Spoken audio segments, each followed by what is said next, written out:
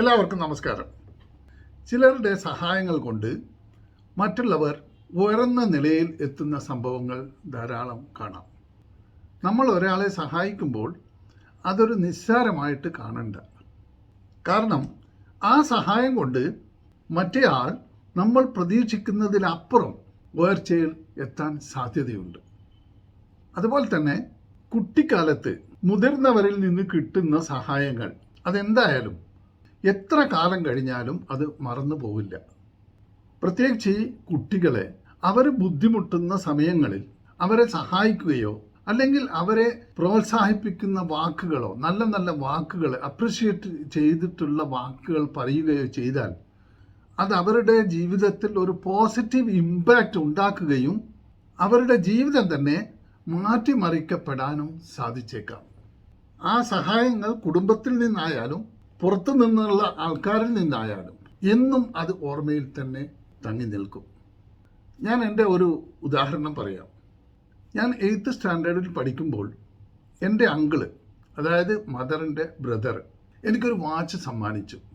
അദ്ദേഹം ഒരു അറിയപ്പെടുന്ന എൻജിനീയറാണ്.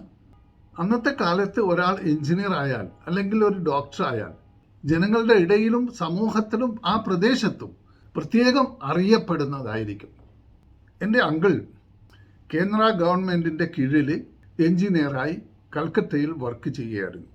അന്ന് എനിക്ക് ഇദ്ദേഹം ഈ വാച്ച് തന്നപ്പോൾ എൻ്റെ ക്ലാസ്സിൽ, അതായത് 8th സ്റ്റാൻഡേർഡിൽ ഞങ്ങൾ ഓൾമോസ്റ്റ് 30 കുട്ടികളിൽ ഒരാളും വാച്ച് കിട്ടിയിട്ടില്ല. ഞാൻ മാത്രമേ വാച്ച് കിട്ടിയിട്ടുള്ളൂ.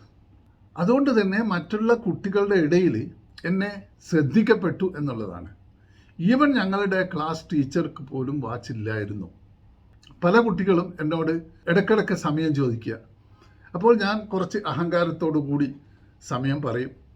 അതുകൊണ്ട് തന്നെ എനിക്ക് പ്രത്യേകം ഒരു പരിഗണന ക്ലാസ്സിലും കുടുംബത്തിലും മറ്റുള്ള ആൾക്കാരുടെ ഇടയിലും ഉണ്ടായിരുന്നു എന്നുള്ളതാണ്. അതുകൊണ്ട് തന്നെ ആ ഒരു സംഭവം എനിക്ക് ഒരിക്കലും മറക്കാൻ പറ്റാത്തതാണ്. പക്ഷെ അങ്ങനെ ഒരു സഹായം ചെയ്യാനുള്ള മനസ്സ് ഒരാൾക്ക് ഉണ്ടാവുക എന്നുള്ളതാണ് ഇവിടെ പ്രത്യേകം മനസ്സിലാക്കേണ്ടത്. അപ്പോൾ നമ്മൾ മറ്റുള്ള ആൾക്കാരെ സഹായിക്കുമ്പോൾ, പ്രത്യേകിച്ച് ചെറിയ കുട്ടികളെ നമ്മൾ സഹായിക്കുമ്പോൾ, ഹെൽപ്പ് ചെയ്യുമ്പോൾ അത് നിസ്സാരമായിട്ട് നമുക്ക് തോന്നിയേക്കാം. പക്ഷേ പിൽക്കാലത്ത് അതൊരു വലിയ സംഭവമായിട്ട് അവർ കാണുകയും അത് മാത്രമല്ല അവരുടെ ജീവിതത്തിൽ അതൊരു വഴിത്തിരിവായി വരാനും സാധ്യതയുണ്ടാവും. അപ്പം നമ്മൾ മനസ്സിലാക്കേണ്ടത്, നമ്മൾ മറ്റൊരാളെ സഹായിക്കുമ്പോൾ അവരുടെ ജീവിതം തന്നെ പലപ്പോഴും ആ സഹായം കൊണ്ട് മാറ്റിമറിച്ചേക്കാം. അങ്ങനെ ധാരാളം സംഭവങ്ങൾ നമ്മൾ കേൾക്കാറുണ്ട്. ഞാൻ മറ്റൊരു സംഭവം പറയാം.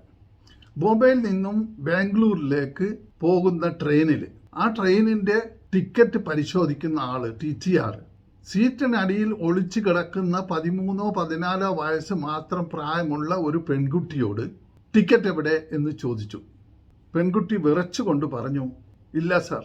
TTR പറഞ്ഞു, ടിക്കറ്റ് ഇല്ലെങ്കിൽ ട്രെയിനിൽ നിന്ന് ഇറങ്ങിക്കൊള്ളുക, ഇല്ലെങ്കിൽ ഫൈൻ അടക്കുക. TTRൻ്റെ ശബ്ദം ഉയർന്നു. ഞാൻ ഈ കുട്ടിക്കുള്ള ടിക്കറ്റിൻ്റെ പണം നൽകുന്നു. പിന്നിൽ നിന്ന് മറ്റൊരു യാത്രക്കാരിയായ ഉഷാ ഭട്ടാചാര്യയുടെ ശബ്ദം ഉയർന്നു. തനിക്ക് എവിടെ പോകണം? ഉഷാ ഭട്ടാചാര്യ ആ കുട്ടിയോട് ചോദിച്ചു.